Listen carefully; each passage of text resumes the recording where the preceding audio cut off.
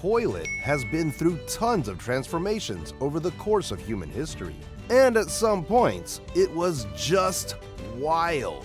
Like this lady who's emptying human waste right from the window. Imagine it landing on someone's head. Anyways, civilization eventually decided it was time to step up its hygiene game. And thus, the evolution of toilets began. Because nothing says progress like finding a more dignified way to relieve oneself. Want to know when the modern toilet system came about? Stay with me to know all about it. The lovely, beautiful outdoors. Unlike the modern system of pipes and plumbing we all have right now, it wasn't the case long ago. There was a time when the world was your toilet and nature was your restroom attendant. Ancient civilizations like the Indus Valley folks and those savvy Egyptians strolled outdoors when nature called, finding a cozy spot in between the trees or behind a rock to do their business. And if you're worried other people could casually walk in on you while you're busy, then wait till you see a very communal restroom. This, ladies and gentlemen, is a public toilet. But hang on, why aren't there any separating walls? Well, apparently in ancient Rome, it was completely ordinary to use a toilet without any privacy. They had grand structures with rows of stone seats positioned over a small stream of water to carry away waste material. Citizens would gather for a chat, gossip, or even discuss their daily affairs while attending to nature's call. These facilities were typically located near bathhouses, markets, and other public spaces, catering to the needs of residents and visitors alike. After finishing their business, Roman citizens would use the tersorium to clean themselves. It was basically a natural sponge attached to the end of a stick, soaked in water or vinegar, and served as a form of toilet paper, allowing individuals to wipe themselves clean. And here's the yuckiest part. When a Roman was done using the tersorium, they would rinse it in whatever was available, running water or a bucket of vinegar and salt water, and leave it for the next person to use. Thank God for toilet paper. If one had to go for a number one, they would relieve themselves into small pots in their homes, workplaces, and shops. But wait, it gets better. The small pots were emptied into larger ones out on the street. You'd think crewmen would come and dump it into sewers, but nope, the collected pee headed straight to the local laundromat. Why waste perfectly good pee when you could use it to wash your togas and tunics? Urine, you see, contains ammonia, a nifty little compound that doubles as a natural detergent. And what better way to ensure your garments sparkle with that unmistakable Roman glow than a good old-fashioned soak in pee? Romans sustainably used sponges on sticks and washed their clothes in pee for several centuries. Would you call Romans a clever bunch of people now? Tell us in the comments. Then there was the Indus Valley civilization. Around 2800 BC, these ancient folks in what is now northwestern India and Pakistan were pioneers in the art of toilet innovation. In Mohenjo-Daro, the toilets weren't exactly inside the homes, but built outside the wall of the home. Better than the Roman public toilet situation, don't you think? The toilets had vertical chutes, which carried the waste and disposed of it in cesspits or street drains, which were lined with bricks. In another city in the Indus Valley called Lothal, the people belonging to the upper class had private toilets connected with a covered sewer network. And let's not forget about hygiene. These ancient toilets were surprisingly effective at keeping things clean. The flowing water from nearby drains would whisk away any remnants, ensuring a relatively odor-free experience. Around 200 BC, the Han Dynasty of China had a whole different approach when it came to waste management. Instead of using water or plumbing to carry waste to sewage, they let pigs handle the jobs. Confused? Let me explain. The idea was simple. Pigs eat just about anything, including human waste. So, why not let them take care of it?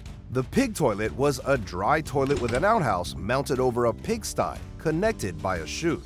When a person used the toilet, the waste would travel down to the pigs, who would chomp on the waste. And this way, the waste wasn't exactly wasted. It became food for the animals. Talk about resourcefulness. But there are obvious downsides to this system. For one, the smell must have been, well, pungent. Imagine living in close quarters with a bunch of pigs happily chomping down on your leftovers. And sanitation? Well, let's just say it wasn't exactly top-notch. But hey, when you're living in ancient times, you make do with what you have. If you're thinking what were the Europeans doing to perform this basic act, and what about the lady with a bucket throwing stuff out the window, bear with me as I'll tell you all about it. But before that, please take 2 seconds to help me out. Hit like and subscribe if you're enjoying the video so far. Each like and subscribe helps support this channel and keeps me motivated to keep making you valuable content. Thank you. Now back to the video. On the foul but nonetheless interesting journey of toilet evolution, we are now in the medieval times. Imagine you're in the midst of a bustling medieval town. As you walk along the cobbled streets, you might notice something, a lingering toilet smell in the air. But where is it coming from? Look out, it's being thrown out of the window.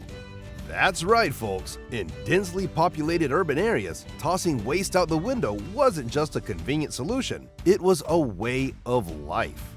Imagine looking up and seeing a cascade of, well, not rain coming down from the upper stories. It was a bit of a hazard for those unlucky enough to be walking below. The medieval people had something called garderobes, which were essentially little rooms or closets protruding from the sides of castles and manor houses. These were the toilets of medieval Europe. It had a hole in the floor that led directly through a chute to a moat or river below. But only the upper class had this facility installed in their castles and manors. French soldiers found another way to use the garderobe at Chateau Gaillard on the Norman border in 1204. The soldiers actually breached the castle by climbing through it. That must have been a really foul-smelling climb for sure. Later, they installed metal grates over the chutes to avoid any similar invasion. Did you know the word wardrobe actually came from garderobe, and people used to store their clothes in them to save them from fabric-eating moths?